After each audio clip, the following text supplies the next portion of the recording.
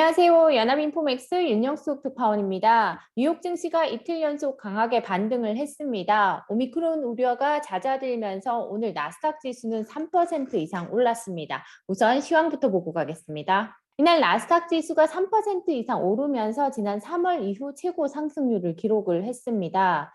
개별 지수별로 보면 다우 지수가 1.40% 올랐고 S&P 500 지수는 2.07% 상승했습니다. 나스닥 지수는 3.03% 올랐습니다. 섹터별로 보면 이날 기술주가 3.5% 오르면서 상승을 주도했고요. 그리고 임의소비재, 에너지, 금융 관련주도 상승했습니다.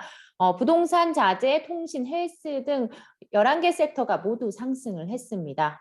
대형주들이 2% 이상 오르면서 상승을 주도했는데요. 아마존이 2.8% 오르고 마이크로소프트도 2.68%, 그리고 애플은 이날 3.5% 올랐습니다.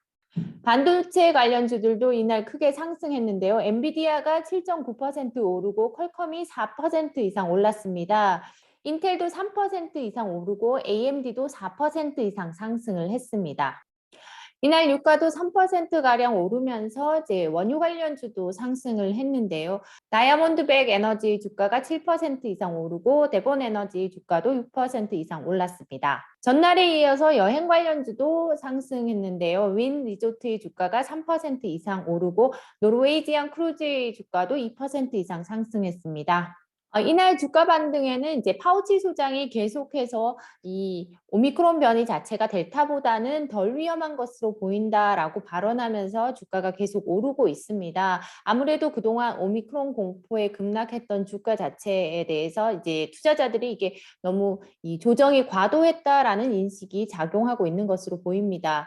이날 파우치 박사는 백악관 기자회견에 나와서 이제 이전과 비슷한 발언을 내놨고요. 그리고 AFP 통신과의 인터뷰에서도 똑같이 델타 변이보다는 전염력이 강한 것으로 보이지만 초기 자료로 볼 때 이 중증도는 덜한 것으로 보인다라고 언급을 했습니다. 그리고 이날 글락소스미스클라인 제약사가 투자자들에게 자사의 단일한체 코로나19 치료제가 오미크론 변이에도 효과가 있는 것으로 보인다라는 초기 데이터를 내놨습니다. 이 같은 소식에 오미크론 변이에 대한 우려도 다소 진정이 됐습니다. 싱크마켓의 애널리스트가 이렇게 얘기를 하고 있습니다. 최근에 오미크론 관련 뉴스가 또 다른 주요한 경제적 충격이 오지 않을 것을 시사하고 있다. 그러면서 쇼커버링을 촉발하고 그러면서 이제 주가를 사람들이 매수하고 있다라고 얘기를 하고 있습니다. 그리고 이게 바로 안도랠리다라고 얘기를 하고 있는데요.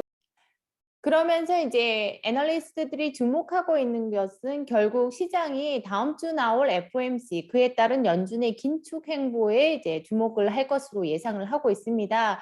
결국에는 투자자들이 다시 통화 정책으로 관심을 돌리고 그리고 연준의 테이퍼링 속도에 관심을 돌릴 것으로 예상을 하고 있습니다. 그리고 그게 앞으로 시장에 다음에 나올 빅뱅, 큰 이벤트가 될 것으로 예상을 했습니다.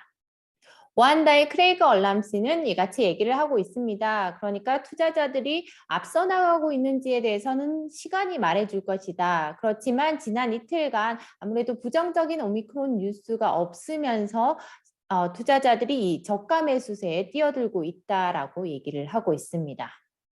실제로 채권 시장 같은 경우는 연준의 긴축 우려를 가격에 반영하고 있습니다. 이날 10년물 국채 금리는 지금 1.479%에서 마감을 했는데요. 이 수치는 지난 29일 이후 최고치라고 합니다.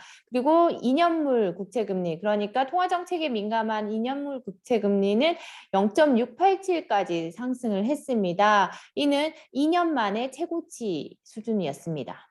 오미크론 변이종에 대한 뉴스가 터지면서 주가가 급락세를 보이자 투자자들이 곧바로 저가 매수에 나선 것으로 확인됐습니다.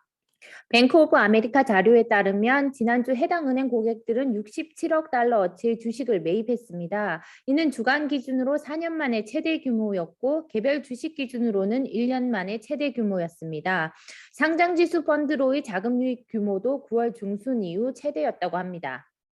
뱅크 오브 아메리카는 지난주 고객들이 S&P 500 지수 내 11개 업종에서 8개 업종을 매수했으며 기술주에 대한 매수를 주도했다고 밝혔습니다. 이번 자료는 BOA가 헤지펀드, 기관 투자자, 고액 개인 투자자들이 거래 흐름을 분석한 결과로 이들 모두는 지난주 순매수를 기록했으며 매수는 기관 투자자들이 주도했습니다. 이번 매수세는 전주 금요일인 26일에 남아프리카 공화국에서 새로운 코로나 변이종인 오미크론 변이가 발견됐다는 소식에 주가가 폭락한 이후 나온 것입니다. 데이비드 솔로몬 골드만삭스 최고 경영자가 앞으로 몇 년간 주식 부분의 수익률이 이전 몇 년보다는 낮을 것으로 보인다고 말했습니다. 솔로몬 CEO는 CNBC에 출연해 앞으로 몇 년간 우리는 주식이나 많은 다른 자산에서 지난 2년간 목격한 것과 같은 수익률을 보지는 못할 것으로 예상된다고 말했습니다. 솔로몬은 영구적으로 계속해서 두 자릿수의 주식 수익률이 투자자들이 기대할 수 있는 어떤 것이라고 믿지 않는다라고 언급했습니다. 그러면서 확실히 지난 3년에서 5년간 우리가 받은 수익은 앞으로 우리가 기대해야 할 것과 다르다는 것이 제 생각이라고 말했습니다. 미국 주가지수는 지난 3년 연속 두 자릿수 상승률을 기록했습니다. 모건 스탠리가 애플의 목표 주가를 현 수준보다 21% 높은 $200로 제시했습니다.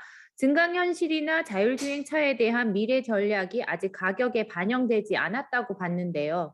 단기적으로는 아이폰 공급과 앱스토어 부분이 12월 말로 끝난 분기의 실적을 끌어올릴 것으로 예상했습니다. 모건 스탠리는 애플에 대한 투자 의견은 비중 확대로 유지하고 목표가는 기존 $164에서 $200로 상향했습니다. 모건 스탠리는 애플이 증강현실과 자율주행 부분에서 상품 개발을 진행 중이며 이것이 현실이 될 날이 머지 않은 만큼 밸류에이션이 미래 기회의 선택지를 반영해야 한다고 언급했습니다. UBS가 테슬라의 목표가를 기존 $725에서 $1,000로 상향했습니다. 테슬라가 내년에도 전기차 시장에서 독주를 이어갈 것으로 예상했기 때문인데요.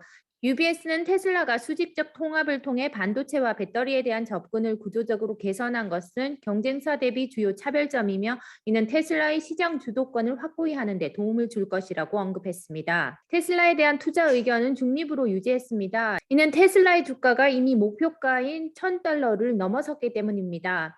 UBS는 내년까지 테슬라에 근접할 경쟁자가 없을 것으로 보지만 현 주가에 좋은 뉴스가 이미 모두 반영됐다고 판단했습니다. 그러면서 글로벌 자동차의 다음 전쟁터는 소프트웨어 분야라며 어떤 자동차 회사도 아직 완전 자율주행 수익화에 근접해 있지 않지만 테슬라의 기술 확장성으로 볼 때 테슬라가 해당 분야에서도 가장 많은 수익 기회를 만들어낼 것으로 예상했습니다. 인텔 주가가 내년 중반에 자율주행 차량 카메라 제조사인 모빌아이를 상장할 계획이라고 밝히면서 올랐습니다. 인텔은 이스라엘 업체 모빌아이를 2017년에 $153억 인수했습니다. 이 회사를 내년 중반 기업 공개를 통해 미국에 상장시키겠다고 발표했는데요. 이 회사의 가치는 $500억 넘을 것으로 예상되고 있습니다. 모빌아이의 작년 매출은 $10억 가량으로 인텔이 인수한 이후 매출이 3배가량 증가했습니다. 올해 매출은 작년 대비 40%가량 증가할 것으로 예상됩니다. 모빌아이는 칩 기반의 카메라 시스템을 만드는 회사로 현재 이 시스템은 자동차 내부에 장착될 속도 제한 등을 알려주고 잠재적인 충돌 위험까지 경고해줍니다. 이는 미래 자율주행 차량의 핵심 기술로 인식되고 있습니다. 중국 부동산 업체 헝다가 최종 이자 지급 시한이었던 6일까지 달러채 이자를 내지 못한 것으로 확인됐습니다. 월스트리트저널은 이날 소식통을 인용해 헝다가 6일까지 두 건의 달러채에 대한 이자 $8,250만 상환하지 못했다고 보도했습니다. 이로써 30일간의 유예기간 내에서도 이자 지급을 하지 못하면서 디폴트 상황에 직면하게 됐습니다. 해당 채권은 헝다 계열사인 징청이 발행한 것입니다. 만약 채권의 수탁자나 투자자가 디폴트 통지서를 보내게 되면 헝다의 첫 번째 역외 채권에 대한 디폴트가 선언될 예정입니다. 공식 디폴트가 선언되면 크로스 디폴트, 즉 다른 채권의 동반 디폴트가 일어날 가능성도 큰 상황입니다. 헝다의 부채는 $3,000억 이상으로 이 중 역외 부채는 $200억 이상으로 추정됩니다. 하지만 이미 중국 정부가 개입에 나선 만큼 헝다의 디폴트 충격은 크지 않을 것으로 전문가들은 예상하고 있습니다. 네, 제가 준비한 소식은 여기까지입니다. 이번 주 주식시장은 오미크론 관련 헤드라인에 집중하는 모습을 보였는데요. 하지만 주 후반으로 갈수록 소비자 물가 지수가 나오고 그리고 다음 주 FOMC 회의를 앞두고 있기 때문에 아무래도 이제 연준의 긴축 우려에 더욱 집중할 것으로 보입니다.